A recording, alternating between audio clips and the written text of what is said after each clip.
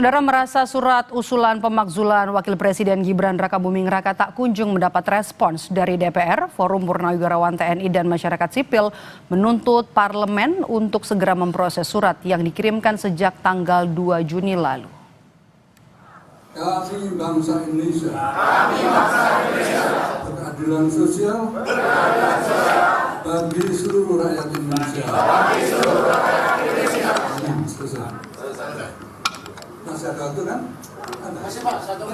Konferensi pers yang digelar sejumlah Jenderal Purnawirawan TNI Rabu siang tadi secara khusus menyampaikan rasa kekecewaan mereka terhadap parlemen karena belum adanya perkembangan dari surat pemakzulan Wakil Presiden Gibran Rakabuming Raka yang sudah diterima Setjen DPR MPR sejak 2 Juni lalu.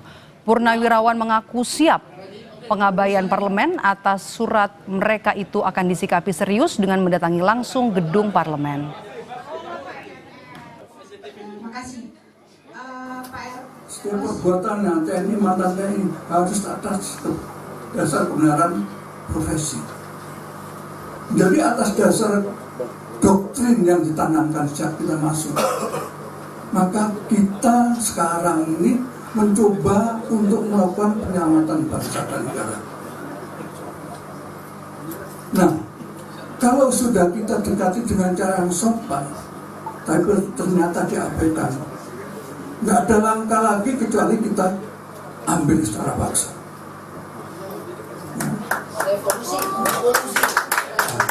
Harus, ya, kita duduk ke MPR, Senayan sana. Oleh karena itu saya minta siapkan kekuatan, ya, siapkan kekuatan, karena kita semata-mata ingin menyelamatkan bangsa negara. Ini Bu, Bapak Pres. Kami bangsa Indonesia. Berkeadilan sosial. Bagi seluruh rakyat Indonesia.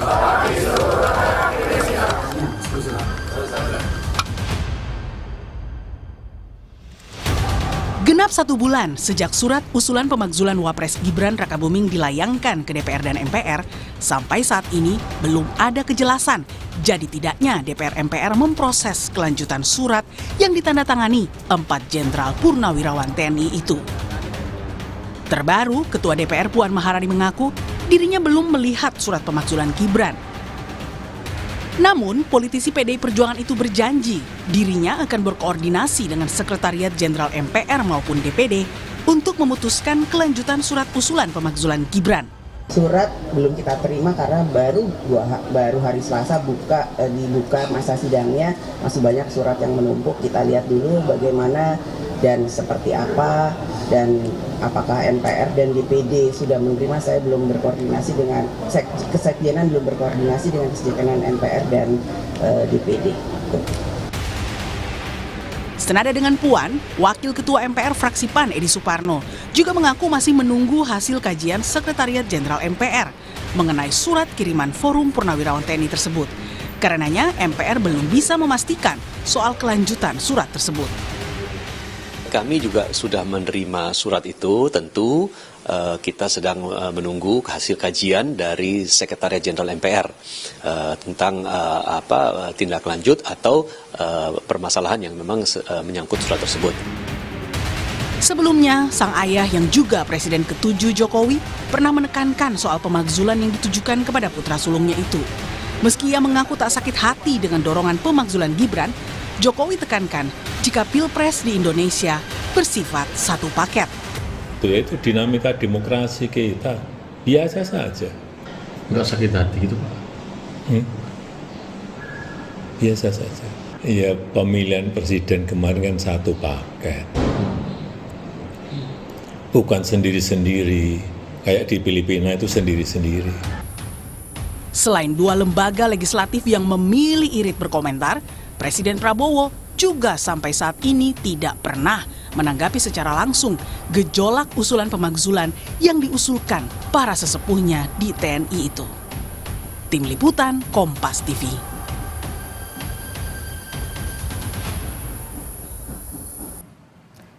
Saudara, hingga kini DPR MPR belum memproses surat usulan pemakzulan Wapres Gibran Rakabuming Raka yang sudah sebulan lalu dikirimkan oleh Forum Purnawirawan TNI. Hingga akhirnya para mantan jenderal pun menggelar pernyataan sikap atas jalan di tempatnya surat pemakzulan tersebut.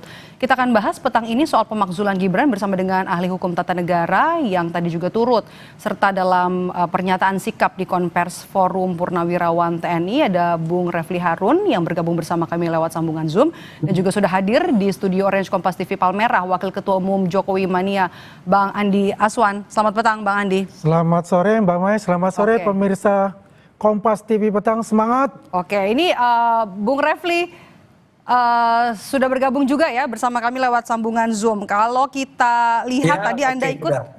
Tadi Anda ikut dalam Konvers Purnawirawan. Apa yang sebenarnya pesan utama yang disampaikan dalam pernyataan sikap tadi? Ya, kan yang bicara banyak ya.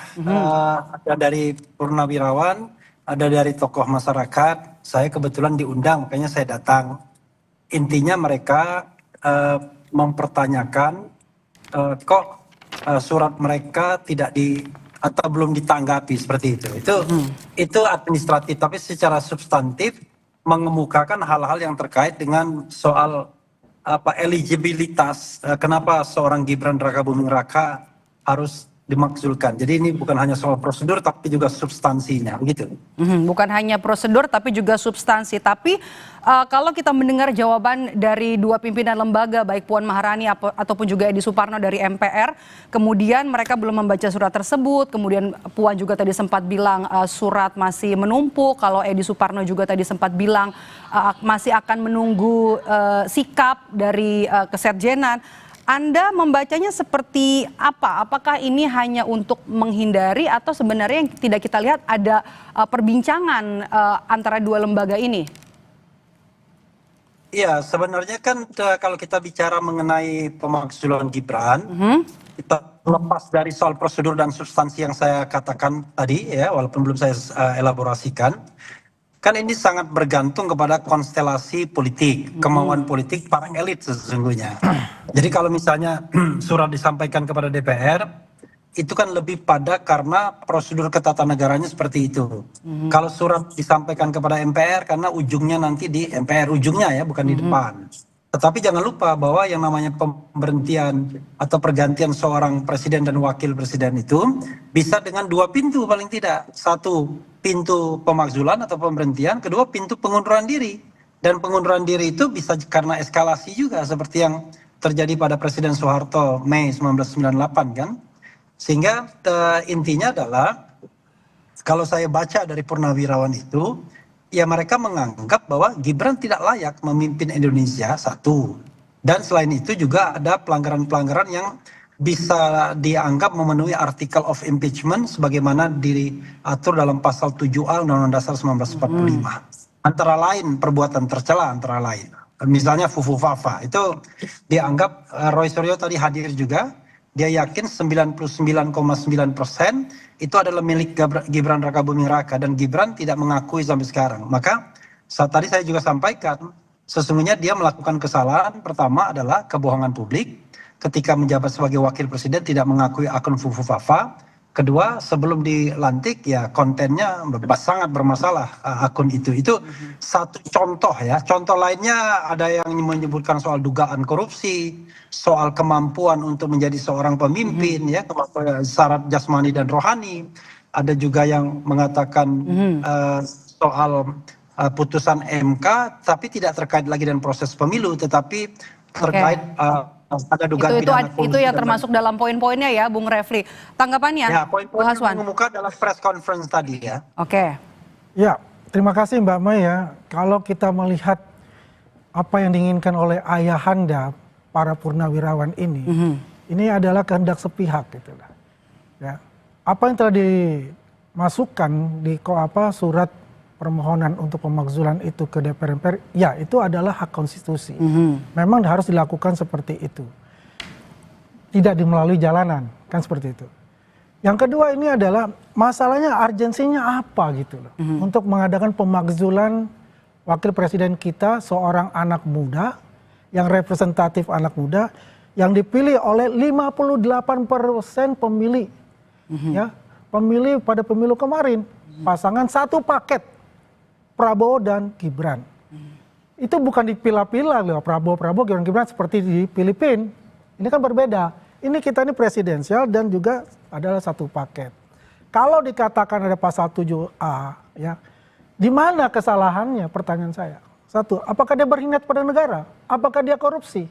Dan sebagainya. Kan nggak ada itu bukti-bukti yang mengatakan itu. Dan tidak ada putusan pengadilan yang mengatakan itu. Ya, ini kan berkaitan yang masalah adalah MK nomor 90. Itu sudah selesai untuk bicara itu. Ya kan? Kemudian apalagi sih yang dicari-cari gitu loh. Ya.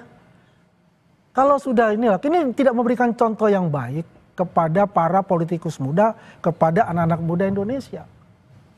Ini yang hadir semua kalau saya lihat itu adalah ya kaum 24% sama kaum 16%. Lawan politik kepada kemarin kontestasi. Ini permasalahan bukan murni dari keinginan para purnawirawan. Karena purnawirawan itu kan ada PPAD, PPAL, dan PPAU. Ya, kalau purnawirawan ini kan nggak jelas di mana induknya itu. Ya, itu hak sah-sah saja secara konstitusi mengusulkan pemakzulan itu nanti kan memang diproses oleh DPR dan MPR. Ya, dan kalau kita lihat dari struktur ya, katakanlah di situ ada Kim Plus dan ada PDIP. Kim Plus itu 470 kursi. PDIP 110 kursi. 470 artinya 3/4 pada saat rapat paripurna itu harus hadir. Dan 22/3 pemilih itu mengatakan iya. Kalau tidak di antara 23 itu selesai ini barang gitu loh. Oke. Begitu Mbak Mai. Oke, Bung Refli, salahnya apa? Urgensinya apa? Tanggapannya? Tadi saya menyampaikan sesuatu yang belum pendapat saya ya, karena diminta apa yang disampaikan dalam press conference. Ini bagian pendapat saya. Jadi begini, salah besar kalau mengaitkan impeachment sama urgensi dan paket. Oke. Karena dalam sistem ketatanegaraan Indonesia, saya udah lebih tahu lah pasti ya, nggak mungkin nggak tahu.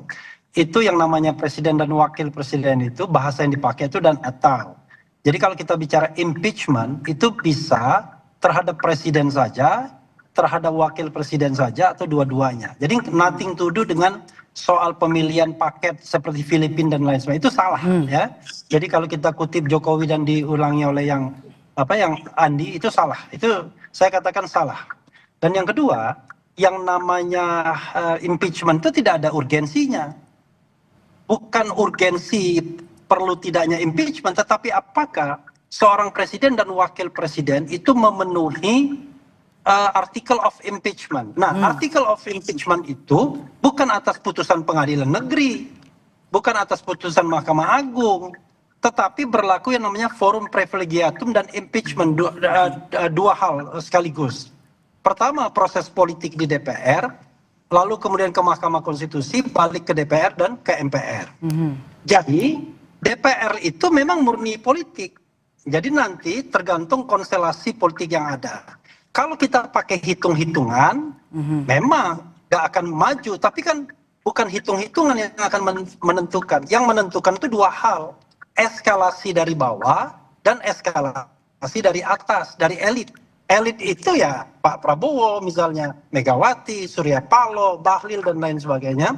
Sejauh mana mereka melihat ada political interest atau insentif politik untuk memakzulkan Gibran atau tidak, itu dari atas. Dari bawah, sejauh mana masyarakat menghendaki pemakzulan tersebut. Saya katakan misalnya, kita bicara people power. Kalau people power itu terjadi, ya saya kira perubahan akan cepat. Cuman saya kan tidak mengatakan apakah people power bakal terjadi atau tidak. Tapi intinya adalah bisa dari atas dan bisa dari bawah. Jadi sekali lagi, yang ketiga, ini nggak ada kaitannya dengan persentase pemilu. Ini adalah sebuah aspirasi masyarakat. Aspirasi itu mau dia cuma satu orang doang, asal dia kemudian didukung oleh elit dan kemudian didukung oleh kekuatan bawah, ya jadi. Apalagi ini yang menyuarakan adalah ratusan jenderal Laksamana dan Marsikal. Saya kira nggak main-main juga mereka. Jadi karena itu menurut saya kita melihat impeachment ini slow way, ya, santai saja. Kalau seandainya memang kuat alasannya, didukung oleh rakyat dan elit, jadi itu barang. Tapi kalau tidak kuat dan tidak didukung elit, maka tidak akan pernah terjadi. Cuma kalau saya mau jujur ya, Gibran itu memang anak muda, tetapi kan orang meragukan kemampuan dia, itu yang jadi masalah. Nah kita berpikir mengenai soal leadership. Something happen to Prabowo misalnya. Kemudian itu yang muncul di dalam press conference tadi. Apakah sanggup perahu sebesar ini dipimpin oleh anak muda? Oke, kita sudah dapat poinnya Bung Refli. Bung Refli, saya mau ke Bang Aswan. Bang Aswan, kalau kita lihat peta politik di parlemen, sebenarnya apakah ada Anda melihat pemakzulan Gibran ini berpotensi bakal dilanjutkan? Ya, menurut saya tidak akan dilanjutkan itu. Itulah bunga-bunga dari demokrasi ya. Memang benar kata Mas Refli tadi ya. Di dalam undang-undang tata tertib di DPR RI memang setiap surat yang masuk harus dibahas. Tapi urgensinya bagaimana kan tergantung dari sekwannya ya, sekretaris Dewan di DPR RI itu. Ya. Dan juga tergantung juga nanti dari ketua DPR dan ketua MPR itu. Karena itu surat-surat itu nanti kan masuk ke fraksi masing-masing gitu. Kan yang menentukan tuh fraksi-fraksi. Memang benar ada elit-elit yang akan menentukan itu, kan begitu. Kembali saya nggak setuju itu adalah begini. Kalau terjadi bahwa Gibran tidak mempunyai kapasitas misal begitu. Kalau dia tidak mempunyai kapabilitas dan kapasitas, dia tidak akan menang dalam Pilpres kemarin. Ya, biar bagaimanapun suara ya anak-anak muda pendukung Gibran ya, suara Pak Jokowi sendiri, suara dari rakyat yang mendukung Pak Prabowo ini tidak bisa dinafikan, dinegasikan begitu saja gitu loh. Biar bagaimanapun Mas Gibran ini kan belajar juga dari mentor-mentor terbaik ya, dari Pak Prabowo, dari Pak Jokowi gitu. Jangan dinafikan masalah itu. Kalau dibilang, wah dia tidak mampu untuk melakukan, ini baru berapa bulan sih? 6 bulan apa 7 bulan? Jadi menurut Anda berpotensi tidak dilanjutkan? Tidak dilanjutkan untuk berpotensi itu ya. Memang semuanya itu tergantung dari elit. Tapi kalau lihat konstelasi politik yang ada sekarang, insya Allah tidak akan. Bung Refli, Anda melihatnya pertanyaan sama. Apakah dengan peta politik di parlemen saat ini, Anda melihat pemakzulan Gibran ini berpotensi dilanjutkan atau tidak? Makanya kan saya tadi bilang, bukan parlemen yang akan menentukan, tapi elit sama arus bawah. Kalau parlemen itu cuman instrumennya saja, cuman pintu masuknya saja. Bukan mereka yang menentukan. Bukan orang-orang di parlemen yang jumlahnya 500-an itu yang menentukan, tetapi para elit yang saya sebutkan tadi, Prabowo, Megawati, Surya Paloh dan lain sebagainya, kira-kira 8 orang saja, SBY termasuk. Nah, di bawahnya from the below-nya adalah kekuatan masyarakat, kan begitu. Itu satu. Yang kedua, yang namanya kepemimpinan ini nggak ada kaitannya dengan berapa persen Anda dipilih. Soeharto dipilih, ya kan? Semua partai politik tidak ada yang tidak memilih, tetap saja bisa dimakzulkan, tetapi kemudian akhirnya mengundurkan diri sebelum ada proses pemberhentiannya. Gus Dur dipilih, ya tetap juga diberhentikan. Jadi pemberhentian itu nggak ada kaitannya dengan berapa persen Anda dipilih. Pemberhentian itu terkait dengan apakah syarat-syarat untuk memberhentikan seorang presiden dan atau wakil presiden itu terpenuhi atau tidak. Dan kemudian apakah politiknya kemudian berjalan atau tidak. Kalau syarat hukumnya terpenuhi dan politiknya berjalan, ya jadi. Tapi kalau tidak, mau bolak-balik juga nggak akan jadi. Karena itu saya tidak skeptis. Saya buka pintu keduanya. Jadi itu bukan tergantung jumlah anggota DPR, tapi bergantung pada elit dan bergantung pada bagaimana arus bawah. Tetapi terus terang saja, Gibran akan tetap menjadi liability kita sampai kapanpun. Dengan kehadiran, dengan kemampuan, dengan kita kan bangsa ini kan nggak bisa dipakai pemimpin yang magang begitu. Tetapi sorry to say ya, karena saya melihat dia tidak pantas dan itu kan kaitannya kita bicara tentang governance pemilu. Tapi sudahlah kita nggak mau bicara lagi pemilunya brengsek, pemilunya kemudian banyak curang dan lain sebagainya. Tapi kita bicara masa depan, apakah impeachment terhadap Gibran ini akan didukung oleh rakyat atau tidak? Itu aja kuncinya. Bung Aswan. Tadi, oke silakan. Bahkan saya mau menyerah. Jadi apa? Syaratnya sudah terpenuhi. Jadi kalau yang dicontohkan oleh Bung Refli itu adalah Soeharto dan siapa?